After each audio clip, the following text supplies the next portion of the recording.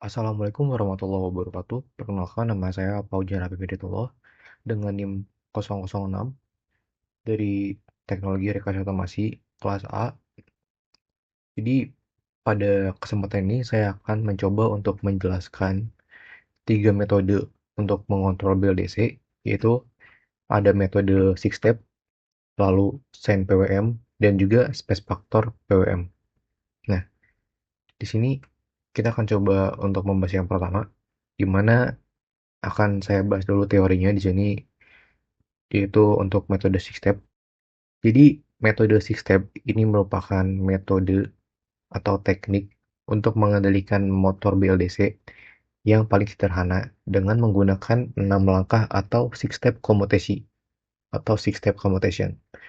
Nah, jadi dalam satu periode listrik ini tuh, jadi pada tiap langkahnya itu akan ada dua pasang motor yang aktif dan satu pasang tidak dialiri arus.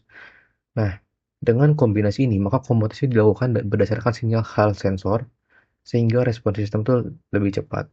Namun, arus berbentuk trapezoidal itu dapat menyebabkan ripple torsi cukup besar.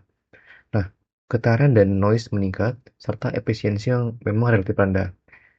Nah, cuman metode ini memang cocok untuk aplikasi sederhana yang tidak membutuhkan kehalusan putaran yang tinggi. Jadi, kalau berdasarkan praktikum kemarin, pada saat kita menggunakan six step, motornya akan bergerak secara perlahan. Jadi seperti by step. Jadi satu langkah, ada jeda, lalu lanjut ke langkah kedua. Nah, di sini dapat dilihat pada gambar ilustrasi di sini, ini adalah contoh cara kerja untuk metode six step.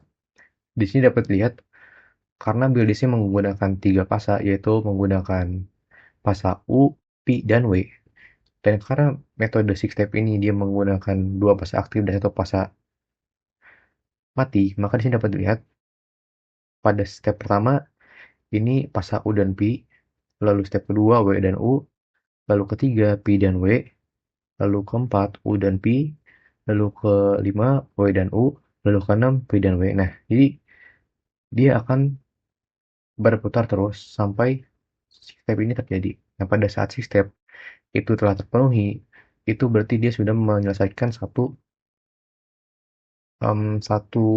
periodenya.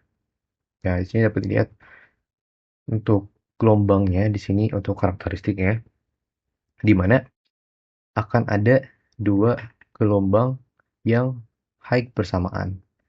Jadi di sana dapat lihat ada OPW. Nah, pada saat pertama ini ada sekitar 6 langkah, yaitu pada derajat ada 0, lalu 60 derajat, terus 20 derajat sampai dengan 350 derajat. Nah, pertama ini adalah P dan W, lalu kedua ini adalah U dan P, ketiga adalah U dan W, lalu keempat ada P dan W, lalu kelima ada U dan P, dan yang keenam ada U dan W. Jadi seperti itu dan akan diulangi terus. Nah, lalu selanjutnya adalah untuk metode yang kedua. Di sini merupakan metode Sign PWM atau sinusoidal PWM. Ini sama seperti percobaan kemarin, yaitu pada penggunaan step up trapo menggunakan BTS 7960. Di mana di sini pada metode sinusoidal PWM ini dia menggunakan sinyal referensi berbentuk sinus untuk memodulasi sinyal PWM pada inverter 3 fasa. Nah, tegangan dan arus keluar ini akan menjadi lebih halus kalau dibandingkan dengan six step. Sehingga ripple torsi ini dan itu bisa berkurang. Dan kecepatan memang akan lebih stabil dan cocok untuk kontrol yang membutuhkan presisi yang tinggi. Nah, cuman memang kekurangannya adalah pemanfaat tegangan di sini belum optimal. Dan rugi-rugi switching ini lebih besar karena frekuensinya tinggi dan ini dapat membuat motor menjadi lebih cepat panas. Tapi memang metode ini tuh memang umum digunakan untuk aplikasi dengan kebutuhan performa yang menengah ke tinggi. Nah, untuk grafiknya nanti sebenarnya kurang lebih seperti ini. Jadi seperti sinus, cuman memang seperti ada PWM, cuman bentuknya sinus ada plus minusnya seperti itu. Lalu kita lanjut. Ini yang terakhir, di mana di sini merupakan metode yang ketiga, yaitu adalah space vector PWM, di mana metode ini itu dia akan mengendalikan inverter berdasarkan vektor ruang tegangan 3 pasang. Nah, metode ini mampu memaksimalkan pemanfaatan tegangan DC hingga sekitar 15%. Jadi bisa dinaikkan sebesar 15% lebih tinggi dibandingkan SPWM. Nah, tentu arus motornya juga lebih halus, lalu ripple torsi juga sangat kecil, dan efisiensi sistem memang paling tinggi dibandingkan dengan dua metode sebelumnya. Nah, namun memang algoritma ini lebih kompleks dan membutuhkan mikrokontroller dengan kemampuan komputasi baik. Nah, SPPM ini banyak digunakan pada aplikasi industri dengan sistem berperforma tinggi. Nah, karena mikrokontroller yang digunakan untuk ESC pada praktikum ini menggunakan mikrokontroller STM32, maka untuk mikrokontroller ini memang lebih dari cukup untuk menggunakan metode SPPWM. Nah, mungkin selanjutnya kita akan coba untuk melihat hasil percobaan yang telah dilakukan, yaitu mulai dari metode six step, metode SEN PWM, dan juga metode space vector PWM.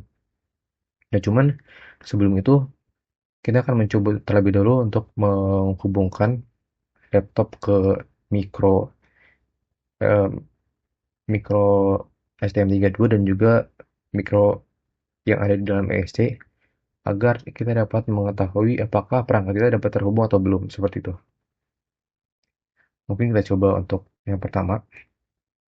Nah, baik, ini untuk yang percobaan pertama. Di sini saya coba untuk mengubah LED agar bling. Ini menggunakan STM32 F1. Di sini saya menggunakan pin PC13, yaitu pin LED internal untuk memblingkan, dan ternyata memang sudah bisa. Lalu kita lanjut ke percobaan yang kedua. Di sini untuk melakukan bling terhadap ESC, yaitu sebagai controller untuk motor BLDC nanti. Di mana di sini menggunakan pin PA15, yaitu pin LED internal yang ada pada ESC. Di sini sudah sukses telah diupload, dan di sini kita lihat dan sudah blink lampu hijaunya itu sekitar 5,5 detik. Nah, lalu kita lanjut untuk ke percobaan pertama. Di sini adalah percobaan six step. Nah, di sini dapat dilihat untuk percobaan six step. Di sini saat di run pada osiloskop pada tampilan sebelah kiri, saya menghubungkan tegangan U dan P, dan tegangan W tidak saya hubungkan. Di sini memang sudah sesuai dengan teori ya. Lalu di sini saya coba untuk memvariasikan ketiga parameter, yaitu yang pertama adalah PWM, lalu speed, dan dead time. Nah, pada PWM itu dapat disimpulkan bahwa semakin besar PWM, maka tegangan efektif inverter itu akan meningkat, sehingga arus torsi maupun kecepatan itu akan bertambah gitu. Lalu yang kedua dari speed, ini dapat mengatur speed checkpoint pada kecepatan motor, di mana peningkatan speed ini tuh akan membuat frekuensi komutasi ini akan lebih cepat. Nah, lalu kita coba lihat lagi. Lalu yang terakhir di sini ada dead time. Jadi dead time ini merupakan seperti delay antara switching transistor atas dan bawah pada satu fase. Jadi dead time ini tuh dapat menyebabkan seperti menurunkan tegangan efektif dan meningkatkan distorsi gelombang yang juga dapat menambah ripple torsi seperti itu. Lalu ini kita lanjut ke percobaan yang kedua, di mana di sini adalah space SN PWM. Kita coba jalankan. Ini untuk gelombangnya kurang lebih seperti ini. Nah, pada mode ini terdapat dua parameter yang divariasikan, yaitu yang pertama adalah frekuensi dari 0 sampai 100 Hz, lalu amplitude ini 0 sampai 100. Lalu di sini memang motornya bergerak sangat halus dibandingkan dengan six step sebelumnya, di mana pada metode ini motornya bergerak sangat smooth, tidak ada jeda di antara stepnya. Dan semakin tinggi frekuensi, maka kecepatan motor juga akan meningkat. Lalu semakin tinggi amplitudo, yaitu tegangannya juga akan semakin besar. Seperti itu, tegangan RMS-nya. Nah, jika amplitudo terlalu kecil, maka motor juga dapat melemah dan akan lebih lambat. Lalu ini ada percobaan yang ketiga, yaitu metode ketiga, yaitu space vector PWM. Di sini terdapat 4 parameter, di mana memang pada saat ini, pada saat mode awal, pada saat tindakan start, motornya tidak berjalan. Namun, pada saat salah satu komponen PD atau PK-nya ini diaktifkan, maka motor akan bergerak ke salah satu sisi, seperti itu. Nah, itu saat saya mencoba untuk menggeserkan aksis PD, maka motor ini akan bergerak searah jarum jam. Dan jika kita ubah PD menjadi 0 dan PK menjadi terdapat nilai, maka dia akan berubah ke kiri. Seperti itu. Jadi, frekuensi juga sama, yaitu semakin tinggi frekuensi maka motor akan semakin cepat. Lalu untuk modulasi ini akan menentukan indeks modulasi SPPM. Jadi, nilai tinggi ini akan meningkatkan pemanfaatan tegangan DC, sehingga torsi juga akan meningkat. Cuma memang akan terjadi overmodulation yang akan membuat motor tidak dapat bergerak. Nah, lalu untuk PD axis dan PK axis ini merupakan untuk mengontrol komponen torsi dan flux magnetik motor pada BLDC. Nah, jadi nilai PD ini dia akan, jika nilai PD yang besar itu dapat meningkatkan flux, namun akan berisiko untuk meningkatkan rugi-rugi inti. Lalu untuk PK atau aksis Q itu akan mengontrol komponen torsi motor. Nah, jadi semakin besar PQ itu maka arus dan torsi itu akan meningkat. Jadi nilai berlebih dapat menyebabkan arus berlebih dan pemanasan motor. Nah, dari beberapa metode tadi itu dapat disimpulkan bahwa PWM dan amplitude atau modulation itu memang dapat berpengaruh terhadap tegangan dan torsi maupun kecepatan.